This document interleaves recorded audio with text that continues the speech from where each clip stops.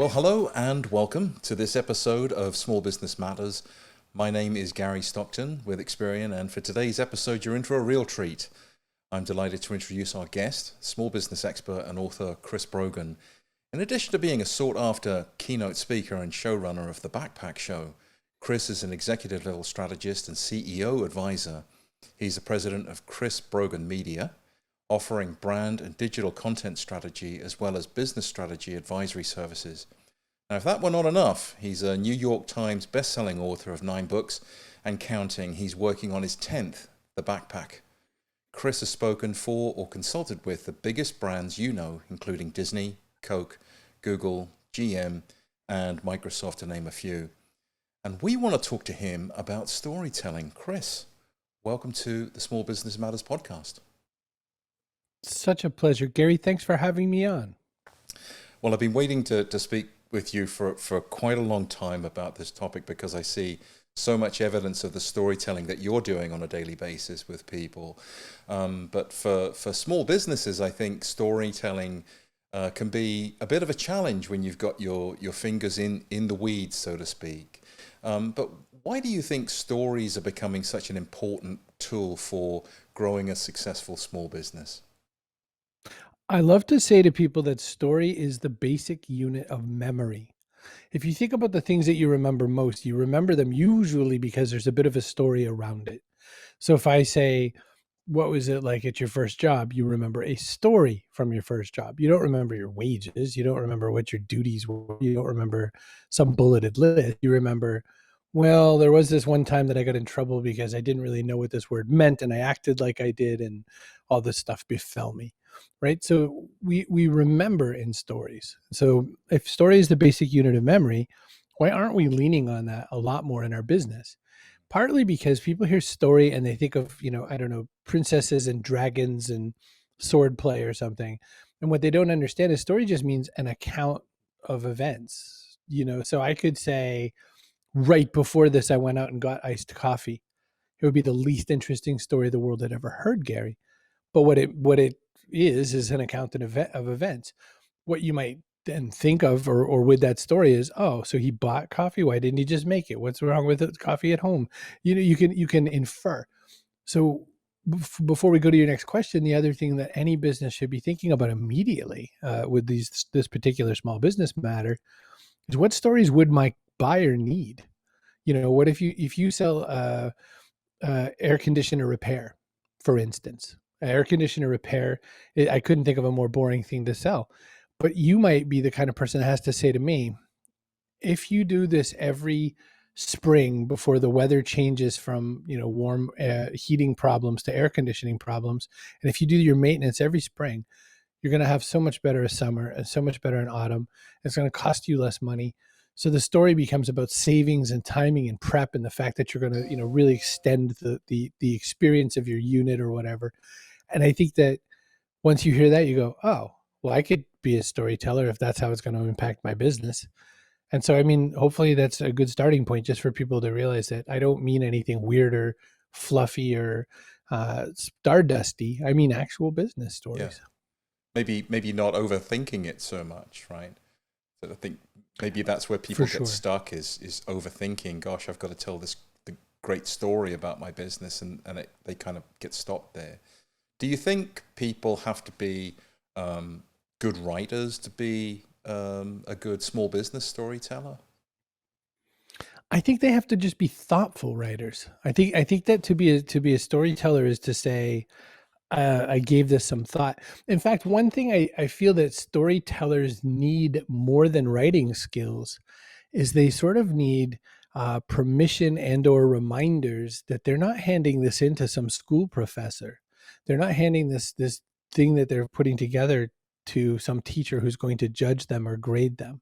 All you're really doing is saying, I want to put together the bits and bobs of what my business is in a way that my customer will understand it, or my employees will understand it, or all the stakeholders.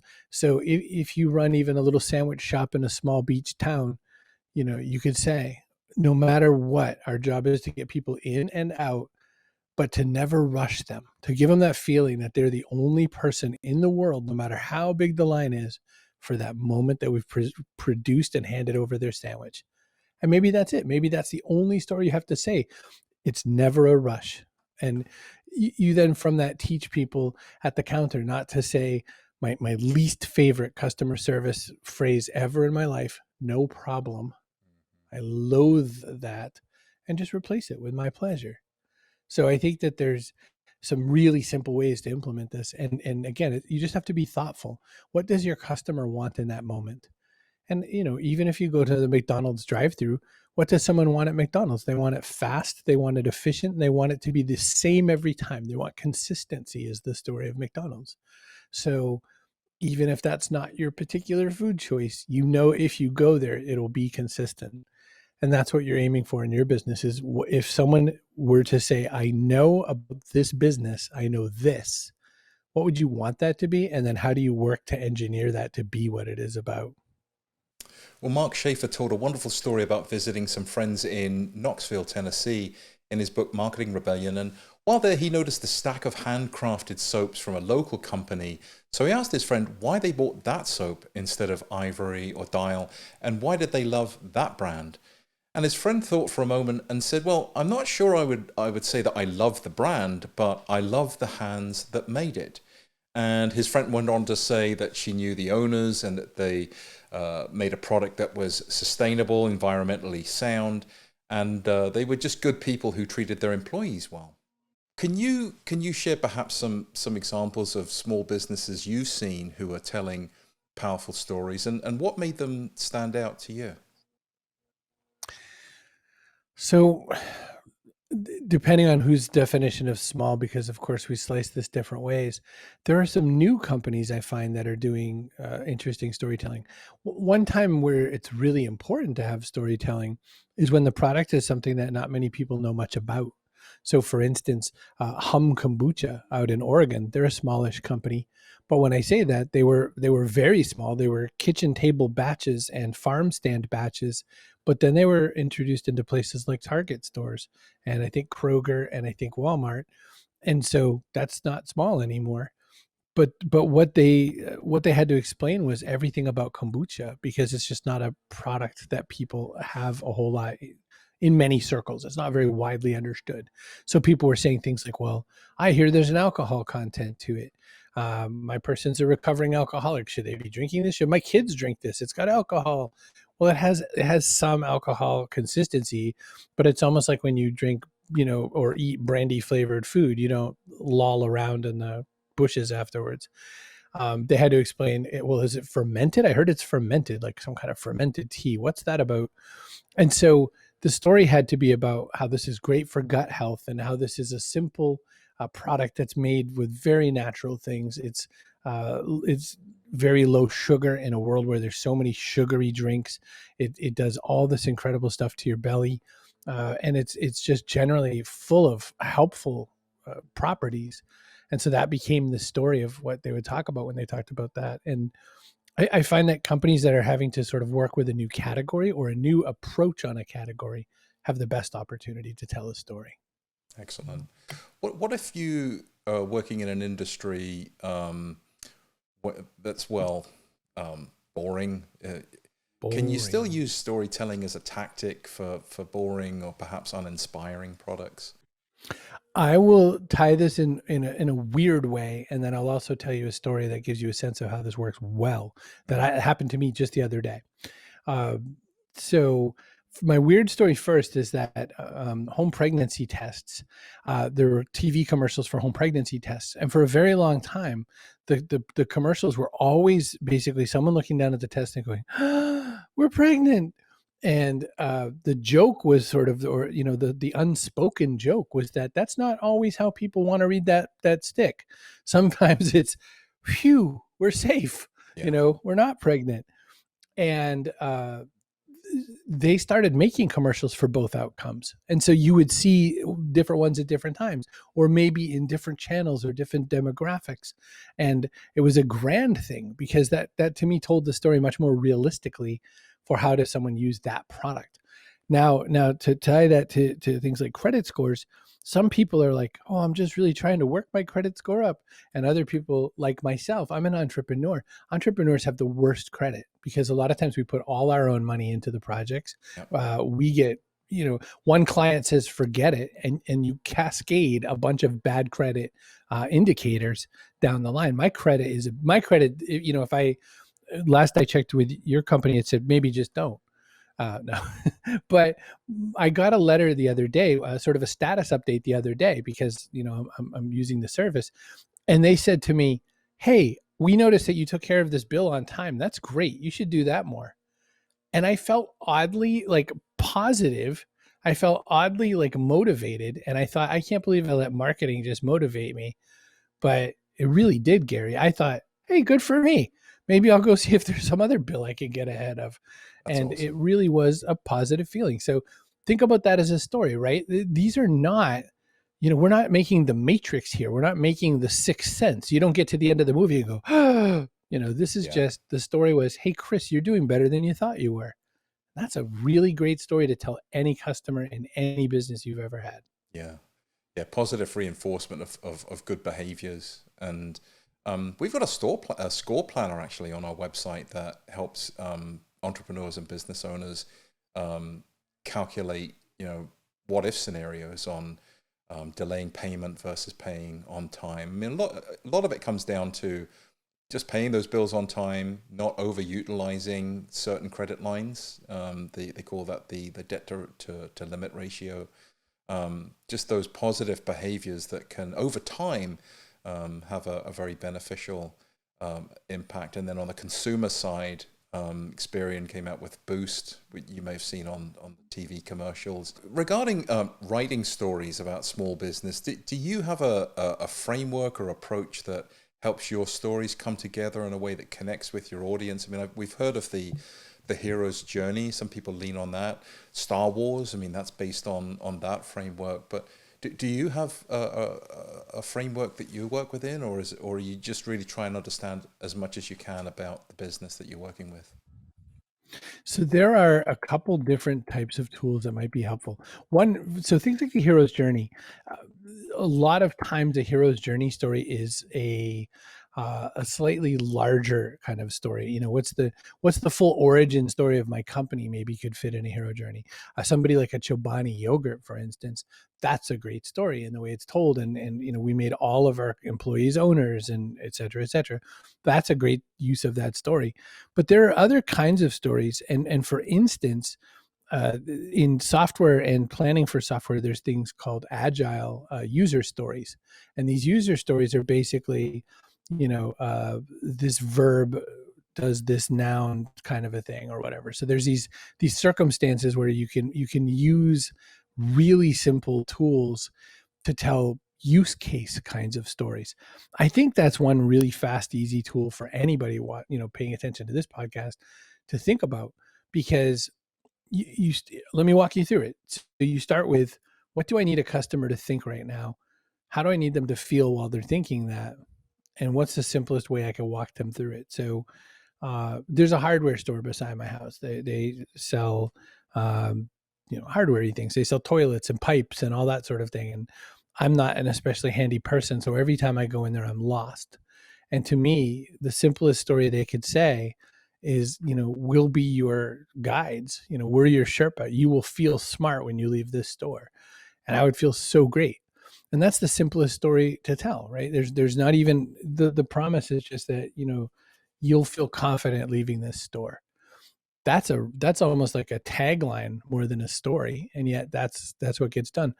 Stories can be used even if you don't express them outwardly or verbally, to like I said about customer service, to explain that we want the person to feel like the most cared for person while they're in our building.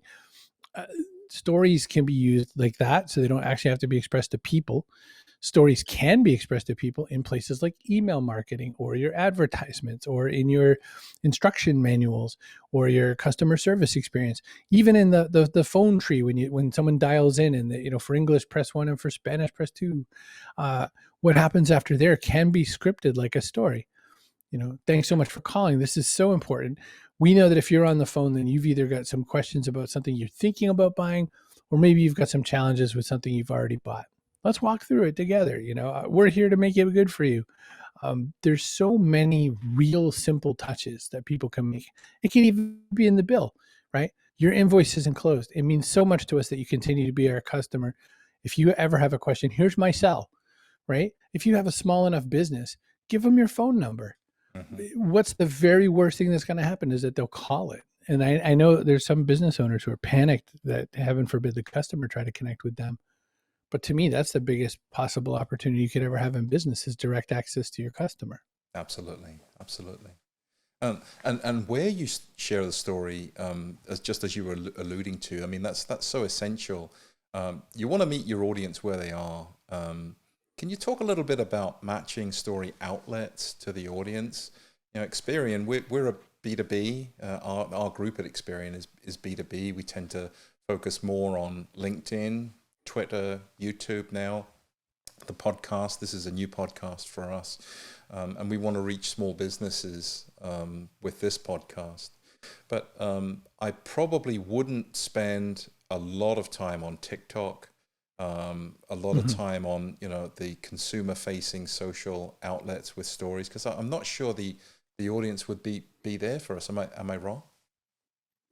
So business to business people, because 96.7% of businesses are still created with people in them, business to business people do tend to go over and look at places like Facebook and TikTok and those other places. They sometimes bring their business mind to those places. Other times they think of it as an intrusion. So TikTok, for instance, I'm not a big fan of TikTok in general, so I'll just put that out there ahead of time. But what I'm a fan of has nothing to do with, as a marketing professional, how I advise people. My advice would be that people go to TikTok to be entertained. And if you just couldn't entertain, we've got cool office supplies. That's not, no one's going to be happy with you at TikTok. So you might pick a new thing. Instagram is a completely consumer, unless you're a retail provider. It's a completely consumer kind of space. And, if you're selling HVAC, or you're selling, small legal services, or, you're an accountant or bookkeeper, you're not necessarily thinking Instagram's your place, but it can surely be your place, because people want to know who they buy from. We buy from people we like. So if your story is just that, we're lawyers, so you don't have to be. I mean, you could do a lot of stuff with that in your Instagram. You could do stories of, here's our client who just climbed a mountain. Here's our client who just went water skiing. Here's our client who just got their lake cabin that they've been dreaming about for 25 years. And, you're not going to see that many pictures of us, because we're busy doing the legal work so that you don't have to. Right? So that becomes the story. There's so many ways to tell business to business stories that humanize what goes on around the business. One thing, for instance, is if the only thing that separates you from somebody else is, like, your installers, let's say, then interview the installers, because if they're the best thing, then they're also the facing point of contact. So interview them. And so that people can have relationships of sorts with them. And when they'll say, hey, I saw you in a video. And it'll be that strange sense of, you feel like you know someone ahead of time. And you've experienced that, Gary. When you go to a conference, you've met someone that you know from online or something. Yeah. Well, you could do that in really small local B2B circumstances, and people love it. Yeah. Yeah, of course, I met you at a conference, and I met a guy named Roger from Texas. He's a plumber. He really stood out to me because he had been to this conference. It was all about social media, and his business was in some trouble at the time. He had to turn things around, and he went to really study social media. Came away from that conference really thinking that YouTube is where it's at. He set about recording a whole bunch of tutorials about fixing plumbing problems, and became that center of excellence basically on YouTube for plumbing. And now it's almost like he's got this whole entire other aspect to his business as a specialist in the field. But he really, it's like you wouldn't think that a plumbing business could make that leap, but he showed us that he could. And I'm seeing that in tons of other areas too. For sure. With plumbing in my house, I had a situation where the shower head, my children were complaining, the shower head's not that great. I didn't even notice. It wasn't a big deal to me. But I went out and I bought a new one and then realized I don't know the first thing about replacing a shower head. And so I went right to YouTube and I found probably Roger. And, he showed me how to replace a shower head, and then I didn't have to call someone to do it. So first I realized I probably saved $300 to $500, and second, I felt quite, mighty, quite like, performative that I was able to put this shower head on. I felt like inviting people into my house to come look at it. Like, this is a beautiful shower head. But so I think there's so many opportunities for that. How-to videos are great, instruction videos, care and maintenance type things. Also, how to enjoy the space around your product, no matter what it is. So even if you're doing office supplies or something like that, you can say, we've got some handy tricks to how to stop office supply thievery. You can have some fun with it. You can make things that we all think about into something else. Or you could talk about, now that we're all remote, what kind of office supplies do you need for your own houses? Here's a cool checklist that you could give your people at the company, and they can mail one of these out to each house that's dealing with, being a remote person. So there's so many storylines to be done. And just there's no business too boring. Toilet seat company I talked to had an incredible campaign going. I'm super partial to things like HVAC and plumbing, like you said with Roger. Yeah. I think that there's really hardly a business out there that I can't find some reason to make interesting and useful content. And then the only challenge there is you can't really just follow any old formula that's out there, because a lot of them are created by people. Zig Ziglar said years ago, never buy an encyclopedia from an encyclopedia salesman. Well, a lot of the people that sell you should buy, make content, they sell services on how to do content. So, yeah. Well, I got a lot out of this chat today, Chris. Thanks for sharing so generously with us. Where can our listeners find out more about you? Gary, if you want, they can come to chrisbrogan.com/NL for newsletter. Pick up my weekly newsletter. Comes out every Sunday. And one thing you could do to my newsletter that you can't with many is just hit reply, and it goes right to me. So you and I could start a conversation. That might be a good start. Well, I know that to be true because I've replied several times. So, Chris, thanks so much for joining us on Small Business Man.